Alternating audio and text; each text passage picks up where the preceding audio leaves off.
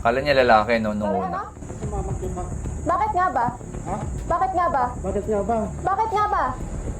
Alam mo kung lubok-lubok yung daan. You tell me. Bakit nga ba? You tell me. No, you tell me.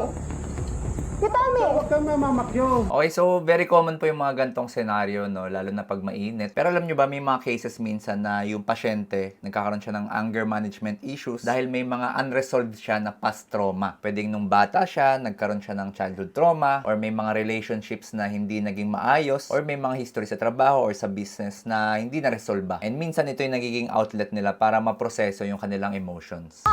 Hindi ka gumagamit sa mirror mo? Dumbass. Huwag ganun na. Ikaw ang wag ganon. Ilan din sa mga mas common na causes nito, of course, kapag kulang sa tulog, and very important yung tinatawag nating burnout. Sorry po. Mais ka. Pichas.